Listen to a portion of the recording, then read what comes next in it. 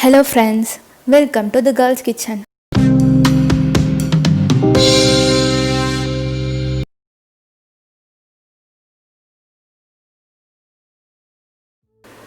இன்னைக்கு நம்ம girls kitchenல என்ன பார்க்க போறோம்னா கேரட் புலாவ். ஒரு ஹெல்த்தியா குயிக்கா செய்யக்கூடிய இந்த டிஷ்ஷை எப்படி செய்யலாம்னு பார்க்கலாம் வாங்க. கேரட் புலாவ் செய்ய தேவையான பொருட்கள்: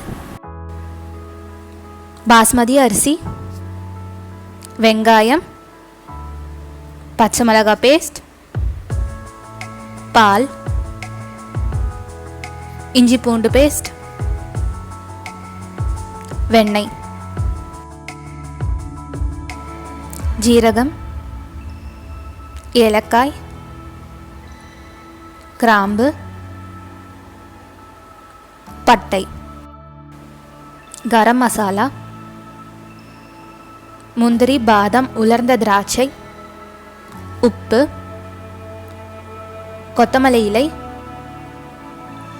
கேரட். அரிசி நீளமாக வரத்துக்கு 1 கப் பாஸ்மதி அரிசி எடுத்து தண்ணியில் ஊற வச்சுக்கலாம். 150 கிராம் கேரட்டை எடுத்து ஒரு மிக்சி ஜாரில் சேர்த்துக்கிட்டு ஒரு ஃபைன் பேஸ்ட்டாக அரைச்சிக்கலாம். இதை இப்படியே பேஸ்ட்டாகவும் சேர்த்துக்கலாம். பேஸ்ட்டாக சேர்க்கும் போது எக்ஸ்ட்ரா வாட்டர் மட்டும் ஆட் பண்ணிக்கணும், இல்லைனா ஜூஸாக 1 கப் சேர்த்துக்கலாம். கேரட் புலாவ் செய்கிறதுக்கு ஒரு ப்ரெஷர் குக்கரை ஹீட் பண்ணிக்கலாம். அதில் 3லிருந்து 4 டேபிள் ஸ்பூன் வெண்ணெயை சேர்த்துக்கலாம். வெண்ணெய் உருகுனதும் பட்டை, கிராம்பு, ஏலக்காய், சோம்பு சேர்த்துக்கலாம். சோம்பு பொரியிற வரைக்கும் வெண்ணெயில் அதையெல்லாம் நல்லா வதக்கிக்கலாம். இப்போ முந்திரி, பாதாம், திராட்சையை சேர்த்துக்கலாம். லோ ஃப்ளேம்லேயே வச்சு நல்லா கிளறி விடணும். அப்போ தான் முந்திரி நல்லா க்ரன்ச்சி ஆகும். கோல்டன் ப்ரௌன் வந்ததும் 150 கிராம் வெங்காயத்தை நீல வாக்கில் கட் பண்ணி சேர்த்துக்கலாம். மீடியம் ஃப்ளேம்லேயே வச்சு ஒரு 5லிருந்து 6 நிமிஷம் நல்லா வதக்கிக்கலாம். வெங்காயத்தை ரொம்ப வதக்கணும்னு அவசியம் இல்லை, கண்ணாடி பதம் வர வரைக்கும் வதக்கினாலே போதும். கண்ணாடி பதம் வந்ததும் 1 டேபிள் ஸ்பூன் இஞ்சி பூண்டு பேஸ்ட், 1 டேபிள் ஸ்பூன் பச்சை மிளகாய் பேஸ்ட்டை சேர்த்துக்கலாம். காரத்துக்கு பச்சை மிளகாய் பேஸ்ட் மட்டும்தான், ஸோ காரத்துக்கு ஏற்ற மாதிரி சேர்த்துக்கோங்க. பச்சை வாசனை போகிற வரைக்கும் நல்லா வதக்கிக்கலாம். புலாவில் நிறைய மசாலா ஐட்டம் இல்லை, அதை ரிச் ஆக்கிறதுக்கு தான் முந்திரி, பாதாம், திராட்சை, பால்லாம் நம்ம சேர்க்குறோம். பச்சை வாசனை போனதோ ஒரு 3லிருந்து 4 டேபிள் ஸ்பூன் கொத்தமல்லி இலையை சேர்த்துக்கலாம்.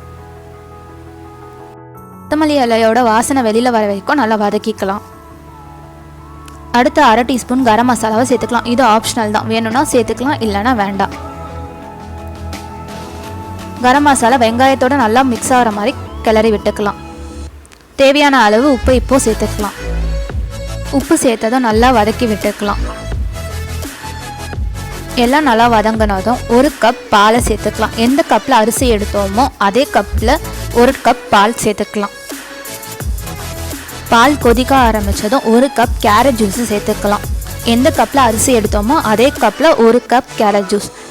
கேரட் பியூரேவாக சேர்க்கறதா இருந்தால் 1/2 கப் தண்ணியை சேர்த்துக்கலாம். 1 கப் பாஸ்மதி அரிசிக்கு 2 கப் தண்ணியை சேர்க்கணும். அதை நம்ம 1 கப் பாலாகவும் 1 கப் கேரட் ஜூஸாகவும் சேர்த்துருக்கோம். கேரட் ஜூஸ் நல்லா மிக்ஸ் ஆகி கொதிக்க ஆரம்பிச்சதும் ஆல்ரெடி ஊற வச்ச அரிசியை இப்போ சேர்த்துக்கலாம். அரிசியை கிரேவியில் நல்லா மிக்ஸ் ஆகிற மாதிரி கிளறிக்கலாம்.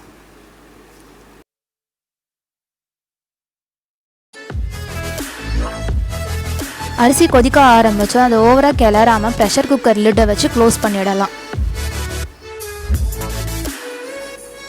ஹை ஃப்ளேமில் ஒரு விசிலுக்கு விட்டுட்டு அதுக்கப்புறம் ஸ்லோ பண்ணி கரெக்டாக 10 நிமிஷம் வச்சு இறக்கணும்.